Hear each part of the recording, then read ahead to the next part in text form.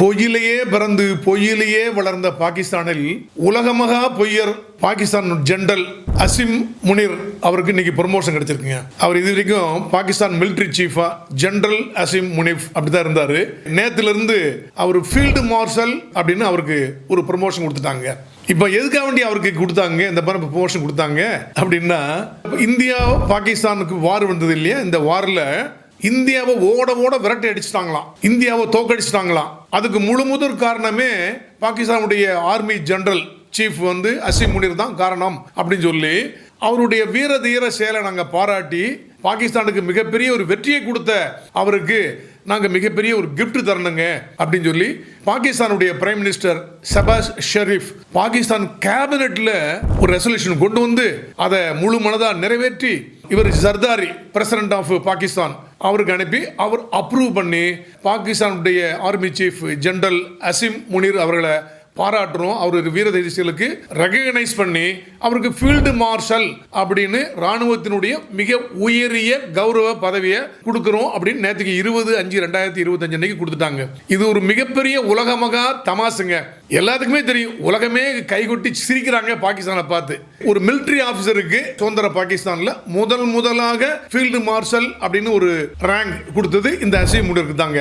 அதுக்கு முன்னாடி 1958 இருந்து 69 வரைக்கும் பாகிஸ்தான்ல ஒரு military dictator general Ayub Khan அப்படின்னு இருந்தார். அவர் என்ன பண்ணார் அப்படின்னா 1965 நம்ம இந்தியா பாகிஸ்தான் வார்ல வந்தது இல்லையா, அப்ப பாகிஸ்தான் புறமுதுகிட்டு ஓடியது, இந்தியாவில் தோத்துருச்சு பாகிஸ்தான். ஆனா அயூப் கான் நோ நான் ஜெயிச்சுட்டேங்க, இந்தியாவை ஜெயிச்சுட்டேங்க அப்படின்னு மாறுதட்டிட்டு அப்பமும் பொய்யா புழுகு மூட்டைகள்லாம் அவுத்து விட்டு அந்த மிலிட்டரி டிக்டேட்டர் அயூப் கான் என்ன பண்ணாருன்னா அவருக்கு அவரே நான் இன்னையிலிருந்து ஃபீல்டு மார்ஷல் அப்படின்னு ஒரு பட்டத்தை கொடுத்துக்கிட்டார்.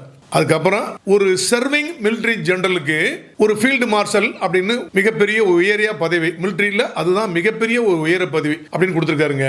எதுக்காக கொடுத்தாங்கன்னா இந்தியாவை ஜெயிச்சுட்டாங்களாம். எவ்வளவு பெரிய ஒரு தமாசுன்னு பாருங்களேன்.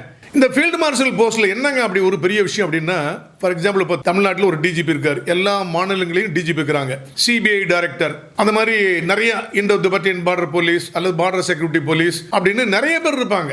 இதுல உள்ள போலீஸ் சீஃப் எல்லாத்துக்குமே பாத்தீங்கன்னா அவங்க கார்ல 3 ஸ்டார் போட்டு போலாங்க. எல்லாத்துக்கும் ஒரு சீஃப் யார் அப்படின்னா ஐபி, இந்தியாவில் இன்டெலிஜென்ஸ் பியூரோ ஐபி உடைய டைரக்டருக்கு கார்ல 4 ஸ்டார் போட்டு போகலாம். அதே மாதிரி மிலிட்டரியில ஜெனரல் கூட 4 ஸ்டார் தான் போட்டு போவாங்க. ஆனா ஃபீல்டு மார்ஷல் அப்படின்னு ஒரு உயரிய பதவி கொடுத்துட்டாங்கன்னா அவங்களுக்கு 5 ஸ்டார் செரிமோனியல் போஸ்ட், மிக உயரிய கௌரவமான அந்தஸ்தான போஸ்ட். நேற்று 20/5/2025 இருந்து பாகிஸ்தானுடைய முன்னாள் ஜெனரல் அசிம் முனிர் இந்நாள் ஃபீல்டு மார்ஷல் அசிம் முனிருக்கு அவர் கார்ல போனா 5 ஸ்டார் போட்டு போலாங்க. இதாங்க ஒரு பெரிய கௌரவம் அவருக்கு. என்னன்னா பாகிஸ்தானுடைய பிரைம் மினிஸ்டர் அண்ட் பிரசிடென்ட்டுக்கு இவர் தாங்க மிலிட்டரியில் ஆலோசகர், வேற யார்ட்டையும் கேட்க முடியாது. அந்த மாதிரி ஒரு உயரிய ஒரு பதவி. அசிம் முனிருடைய உண்மையான பெயர் என்னன்னா சையது அசிம் முனிர் அகமது ஷா அப்படிங்கிறதா இவருடைய முழு பெயர். இவர் பாகிஸ்தானில் உள்ள அந்த பஞ்சாப் மாநிலத்தில் 1968 பிறந்தாரு. இவருக்கு இப்போது வயசு 57 வயசு தாங்க ஆகுது.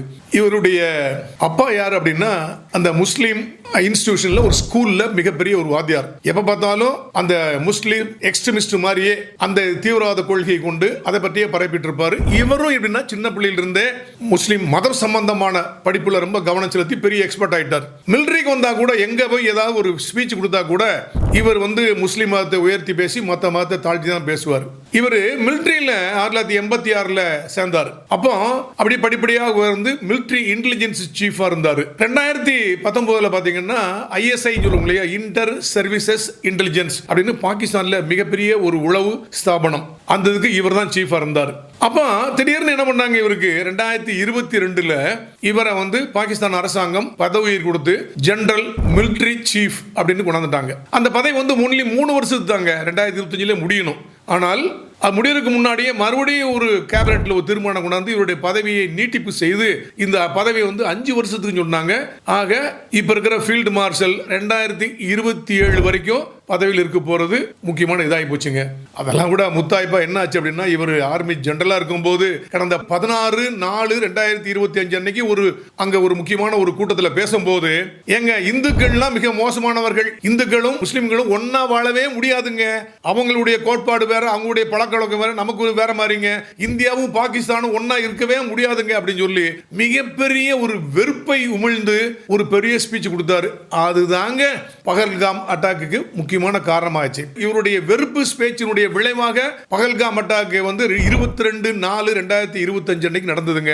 அதனுடைய தொடர்பாகத்தான் 7/5/2025 முதல் 10/5/2025 வரை நமக்கும் பாகிஸ்தானுக்கும் இடையே மிகப்பெரிய ஒரு போரா வந்தது. ஆக இந்தியா பாகிஸ்தானுக்கு இடையே மிகப்பெரிய வெறுப்புணர்வு ஏற்பட காரணமாக இருந்து வெறுப்பை உமிழ்ந்து ஒரு பேச்சு பேசி, அதனால பகல்காம்ல 26 பேர் படுகொலை செய்யப்பட்டு, அதன் காரணமாக இந்தியாவுக்கும் பாகிஸ்தானுக்கும் போர் வர காரணமாக இருந்தவரே ஜெனரல் அசிம் முனிர். அதுக்கு தாங்க இவருக்கு ஃபீல்டு மார்ஷல் அப்படி கொடுத்துருக்காங்களா? அந்த மாதிரி ஒரு இந்தியாவுக்கும் பாகிஸ்தானுக்கும் ஒரு இது நடந்த பிறகு நம்ம இந்தியா பாகிஸ்தானுக்கு உள்ளேயே புகுந்தடிச்சாங்க. அதாவது பாகிஸ்தான் ஆக்குபைடு காஷ்மீர்ல ஒரு 5 இடத்துலையும், பாகிஸ்தானுக்கு உள்ள ஒரு 4 இடத்துலையும் பிரிசிஷன் ஸ்ட்ரைக்ஸ் அப்படின்னு சொல்லிட்டு எங்கெங்கெல்லாம் இந்தியாவுக்கு எகென்ஸ்டா இது வரைக்கும் ஒரு தீவிரவாத செயல்களில் ஈடுபட்டாங்களோ அந்த தீவிரவாத முகாம்களை, அந்த பில்டிங் எங்க ரெக்ரூட் பண்ணி ட்ரைனிங் பண்ணி வெப்பன்ஸ் கொடுத்து எல்லாம் இந்தியாவுக்கு எகென்ஸ்டா அட்டாக் பண்ணுங்கன்னு அனுப்புனாங்களோ அந்த 9 முகாம்களை தரையோடு தரைமட்டமாக்கி அழித்து விட்டார்கள். அதுக்காக வேண்டி கொடுத்தாங்களா இவருக்கு ப்ரமோஷன்? அது மட்டும் இல்லைங்க, பாகிஸ்தான்ல உள்ள புகுந்து 12 ஏர் பேஸ், அவங்க டிஃபென்ஸ் எஸ்டாப்ளிஷ்மெண்ட்ல உள்ள ரன்வே இருக்கு பாருங்க, அதை பூரா பாம்பு போட்டு நம்ம ஆகாஷ் அண்ட் பிரம்மோஸ் மிசைல் போட்டு அழிச்சிட்டாங்க. அதுக்காண்டியா ப்ரமோட் கொடுத்தாங்க இவருக்கு. பாகிஸ்தான் நம்ம சைனால இருந்து நான் நிறைய ஏர்ஃபோர்ஸ் பிளேன் வாங்கியிருக்கிறோம், ட்ரோன்ஸ் நிறைய வாங்கியிருக்கிறோம். HQ-9 அப்படிங்கிறது வான்வெளி பாதுகாப்பு இன்ஸ்ட்ருமெண்ட், அதை வாங்கியிருக்கிறோம். டர்க்கியிலிருந்து நிறைய நாங்க ட்ரோன்ஸ் எல்லாம் வாங்கியிருக்கோம். ஹைடெக்குங்க. இந்தியா ஒன்னும் பண்ண போறாங்க அப்படின்னாங்க. 300 to 400 ட்ரோனை இந்தியா மேல தாக்குறதுக்கு ட்ரை பண்ணாங்க. இந்தியா அத்தனையையும் முறியடித்து விட்டது, வானிலேயே வைத்து அழித்து விட்டது. பாகிஸ்தானுடைய பிளேன் ஒரு 7-8 பிளேனை நம்ம அடிச்சிட்டோம், அப்படி கீழே விழுந்துருச்சு அப்படின்னு சொன்னாங்க. இதுக்காக வேண்டியதான் அவருக்கு ப்ரமோஷன் ஃபீல்டு மார்ஷல் கொடுத்தாங்களோ அப்படிங்கிறது ஒரு பெரிய விஷயம். அது இந்த சம்பவம் நடந்து ஏர்பேஸ் எல்லாம் நம்ம தாக்கிட்டோம், பாகிஸ்தானுடைய பிளேன் எல்லாம் கீழே விழுந்துருச்சு. அப்போ CNN இருந்து ஒரு ரிப்போர்ட்டர் பாகிஸ்தானுடைய டிஃபென்ஸ் மினிஸ்டர்கிட்ட, பாதுகாப்பு அமைச்சர்கிட்ட கேள்வி கேட்குறாங்க. ஏங்க நீங்க இந்தியாவினுடைய பிளேனை மிலிட்டரி பிளேனை அடிச்சிட்டேன்னு சொல்றீங்க, ஏர்பேஸ் அடிச்சிட்டு சொல்றீங்க, நீங்க தாங்க defence minister, where is the evidence, உங்க என்ன ஆதாரம் வச்சிருக்கீங்க அப்படின்னு கேட்ட உடனே டிஃபென்ஸ் மினிஸ்டர் ஆஃப் பாகிஸ்தான் என்ன சொல்றாரு அப்படின்னா, ஏன்ட்ட கேட்குறீங்க, இதெல்லாம் சோஷியல் மீடியாவில் பாருங்க, எல்லா இடத்துலையும் இருக்குதே அப்படின்னு சொன்னார். ஏங்க சோஷியல் மீடியாவை பார்க்கறதுக்கு நானா வந்திருக்கேன்? இந்தியா நாங்கள் எங்கெங்க பிரிசிஷன் ஸ்ட்ரைக் அடித்தோம் அப்படிங்கிறத, எந்த ஏர்பேஸில் அடித்தோம், எந்த டெரரிஸ்ட் முகாமில் அடித்தோம் அப்படிங்கிறத சேட்டலைட் இமேஜ் போட்டு தாக்குறதுக்கு முன்னாடி எப்படி இருந்தது, தாக்குனது வேற எப்படி இருக்கிறது அப்படிங்கிறத ரொம்ப கிளியராக காமிக்கிறாங்க. நீங்கள் காமிங்களே அப்படின்னா, என்ன சொல்கிறீங்க, கேட்கல, திருப்பி சொல்லுங்க அப்படின்னு 2-3 தடவை இவர் திருப்பி கேட்டு அந்த அம்மா இவரை போய் ஒரு வழி பண்ணி கேலி பண்ணி, ஏங்க டிஃபென்ஸ் மினிஸ்டருங்க, நான் உங்களை ஸ்கூல் பண்றேன், மறந்துட்டீங்களா நீங்க சொல்லுங்க, ஆதாரம் கொடுங்க நீங்க அப்படின்னு. உடனே அவர் ஒன்றும் தெரியாம அப்படியே என்ன கேட்கலன்னு போட்டு முடிச்சிட்டார். அவர் இப்படி கேவலமான ஒரு சூழ்நிலைக்கு பாகிஸ்தானை தள்ளிய அந்த ஜெனரல் ஆசிம் முனிருக்கு அதனால பாராட்டி கொடுத்துருவாங்களோ அப்படிங்கிறது நமக்கு ஒரு சிரிப்பா வருதுங்க. அதே மாதிரி பாருங்க, பாகிஸ்தான்ல சர்கோசா அப்படிங்கிற ஒரு இடத்துல கிரணா ஹில்ஸ் இருக்கு. அந்த கிரணா ஹில்ஸ்ல மிகப்பெரிய ஒரு சீக்ரெட்டே இருக்குங்க. அதுக்கு கீழே தான் ஒரு 3-4 அடுக்கு பில்டிங் கட்டி பங்கர் மாதிரி உள்ள அவங்களுடைய நியூக்ளியர் பாம்ஸ் பூரா அங்கதான் உள்ள வச்சிருக்காங்கன்னு சொல்றாங்க. இது என்னமோ சீனாவை மிரட்டுறதுக்காக வேண்டி அமெரிக்காவே இந்த பேஸை கட்டி கொடுத்து அமெரிக்காவுடைய வெப்பன்ஸ் எல்லாம், நியூக்ளியர் வெப்பன்ஸ் உள்ள கொண்டு வச்சு பாகிஸ்தானை நீ பார்த்துக்கோப்பா நீயே அப்படின்னு சொல்லி சீனாவை மேட்டருக்காண்டி அங்கே வச்சிருக்காங்கன்னு சொல்லி செய்திகள்லாம் வந்துட்டு இருக்கு. அது பொய்யா கூட இருக்கலாம், ஆனால் அங்கே போய் நம்ம ஆளுக்கு தாக்கிட்டாங்க. அதாவது ரொம்ப கேர்ஃபுல்லாக பண்ணாங்க. அது எல்லா இதுலேயும் நியூஸ்லாம் வந்தது. அந்த பங்கர் பக்கத்தில் என்ட்ரன்ஸில் போட்டு நம்ம அடித்த உடனே அங்கே நியூக்ளியர் கசிவு வருது அப்படின்னு சொன்னாங்க. அது பெரிய விஷயமா பேசப்பட்டது. ஆனால் வெளியே வராம ஊடகங்கள், இன்டர்நேஷனல் ஊடகங்கள் எல்லாம் அப்படி அமைக்கிட்டாங்க. அது அப்படிப்பட்ட ஒரு நியூக்ளியர் பைல்ஸ் எங்க வச்சிருக்காங்களோ அதை இந்தியா பிரெசிஷன் போட்டு அடிச்சு, ஏங்க நான் நினைச்சேன்னா தோசம் பண்ணிடுவோம் எல்லாத்தையும் அப்படின்னு அடிச்சாங்களே, அதை தடுக்கிறதுக்கு வக்கு இல்லையே. அதுக்காக வேண்டி தான் இந்த ஆசிம் முனிருக்கு ஃபீல்டு மார்ஷல் கொடுத்துருக்காங்களோ. என்னங்க ஒரு கேலி கூத்தா இருக்குது. இந்த மாதிரி ஏர்பேஸை அடிச்சு, ஃப்ளைட்டை அடிச்சு, 9 இடத்துல பிரிசிஷன்லாம் அடிச்சு, அந்த கிரணா ஹில்ஸ் பக்கத்தில் இருக்கிற ஏர்போர்ட்லயும் அடிச்சுட்டாங்க. ஏன் F-16 கூட இருந்தது, அதை அடிச்சுட்டாங்க. பைலட்டும் காலி.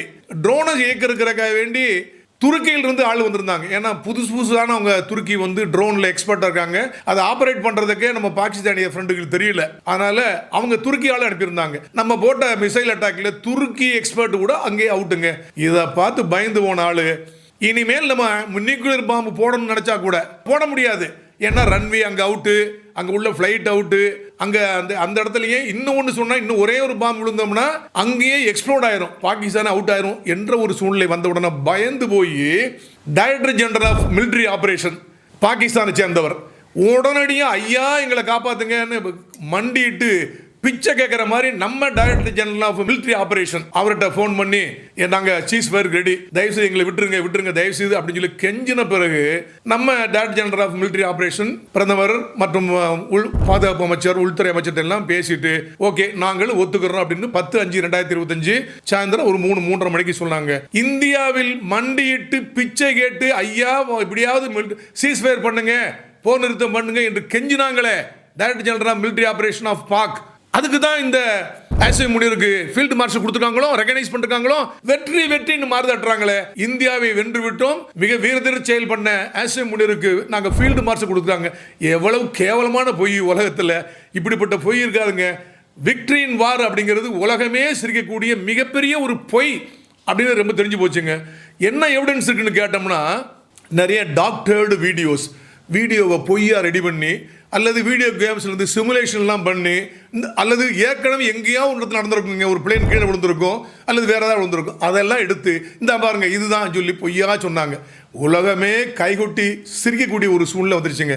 இதெல்லாம் விட ரொம்ப முக்கியமான என்னன்னா பாகிஸ்தானுடைய மிலிட்ரி ஹெட் குவார்ட்டர்ஸ் ராவல்பிண்டியில் இருக்கு. அந்த ராவல்பிண்டியில் மிகப்பெரிய ஒரு ஏர் ஸ்பேஸ் இருக்குங்க. நூர்கான் அப்படின்னு விமான தளம், ஏர்ஃபோர்ஸ் உடைய அந்த விமான தளம், பெரிய தளம் இருக்கு. அடிச்சாங்க பார்க்க நம்ம ஆளுக்கு அடிச்ச உடனே மிகப்பெரிய பள்ளம் ஏற்பட்டு அங்க இனிமேல் பிளைட் ஆபரேட் பண்ண முடியாதுன்னு ஆயிப்போச்சு. எங்க மிலிட்ரி ஹெட் குவார்ட்டர்ஸுக்கு பக்கத்துல 1 கிலோமீட்டர்ல.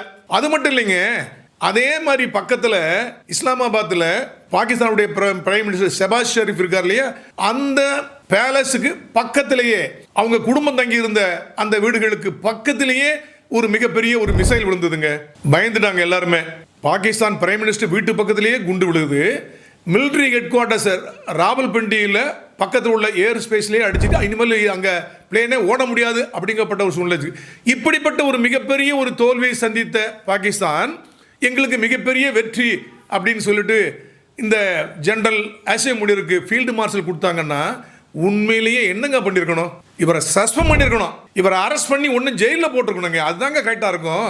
அந்த நூர்கான் ஏர் ஸ்பேஸில் அடிக்கிறாங்க, நைட்டில் 1:30 மணிக்கு அடிக்கிறாங்க. ஒரு 1 to 1:30 நம்ம அடித்து அதை துவசம் பண்ணுறாங்க நம்ம ஆளுக்கு. அவர் பிரைம் மினிஸ்டர் தூங்கிட்டு இருக்கார் நல்லா. 2:30 மணிக்கு தான் ஜெனரல் ஆசிம் முனீர் வந்து பிரைம் மினிஸ்டருக்கு இன்ஃபார்ம் பண்ணார் எனக்கு அப்படின்னு சொல்லி பிரைம் மினிஸ்டரே ஒரு கன்ஃபஷனல் ஸ்டேட்மெண்ட். அந்த Nur Khan air space military head குவார்ட்டர்ஸில் உள்ள நூர்கான் ஏர் ஸ்பேஸை இந்தியா மிசைல் வச்சு தாக்கிட்டாங்க அப்படிங்கிற தகவலை எனக்கு நைட்டில் 2:30 மணிக்கு ஜெனரல் ஆசிம் முனீர் சொன்னார் அப்படின்னு அவரே ஒரு ஸ்டேட்மெண்ட் விட்டார். தெரிஞ்சு உளறிட்டார் அவர். அப்போ அட்டாக் பண்ணது உண்மைதானே? மிலிட்ரி ஹெட் குவார்ட்டர்ஸ் அங்கே தான் இருக்கு, எவ்வளோ பெரிய பாதுகாப்பு வச்சிருக்கணும். இப்படி ஒரு நெக்லிஜெண்டா, இப்படி மிகப்பெரிய ஒரு தோல்வி சந்தித்த ஆசிம் முனீருக்கு வெற்றி பெற்றார், தீவிரத்துடன் செயல்பட்டார் என்று சொல்லி ஃபீல்டு மார்ஷல் அப்படிங்கிற ஒரு பட்டம் தர்றது என்ன நியாயம்? உண்மையில் அவரை அரெஸ்ட் பண்ணி உள்ள போட்டு ஜெயிலில் போட்டிருக்கணும். இன்னும் அவர் ஜெயிலில் இருக்கணுங்க. இந்த போர் ஆரம்பிக்கப்பட்டதுக்கு முழு முதல் காரணமே பாகிஸ்தானுடைய army chief general Asim Munir தான். ஆனால் இப்போ வந்து வெற்றின்னு பொய்யா சொல்லி அவருக்கு ப்ரொமோஷன் கொடுத்து ஃபீல்டு மார்ஷல் அப்படிங்கிற ஒரு பட்டமும் கொடுத்துட்டாங்க. உண்மையில் பாகிஸ்தானுக்கு மிகப்பெரிய தோல்வி. அவங்க வெற்றின்னு பொய் சொல்லிட்டு இருக்காங்க. ஆனால் உண்மையில் பாகிஸ்தானுடைய முன்னாள் ஜெனரல் ஆசிம் முனீர், இந்நாள் ஃபீல்டு மார்ஷல் ஆசிம் முனீர் அவர்களுக்கு பர்சனலா மிகப்பெரிய வெற்றிங்க. ஏன்னா பாகிஸ்தானுடைய டெமோக்ராட்டிக் கவர்மெண்ட் அப்படிங்கிற ஒரு பப்பட் கவர்மெண்ட், தலையாட்டி பொம்மை உள்ளதான் அது. அது என்னைக்குமே அந்த மக்களாட்சி தத்துவத்தில் வந்த கவர்மெண்ட் ஒரு ஸ்டேபிளா இருந்ததே கிடையாதுங்க. இப்ப என்ன நடக்க போகுது அப்படின்னா, இவரும் விரைவில் இந்த மக்களால் தேர்ந்தெடுக்கப்பட்ட அரசாங்கத்தை தூக்கி வீசிட்டு முஷாரஃப் 2.0 என்று முஷாரஃப் எப்படி டிக்டேட்டர் ஆனாரோ அதே மாதிரி இவர் ஒரு மிலிட்டரி டிக்டேட்டா வரப்போறது உறுதி என்பது தெரிந்துவிட்டது.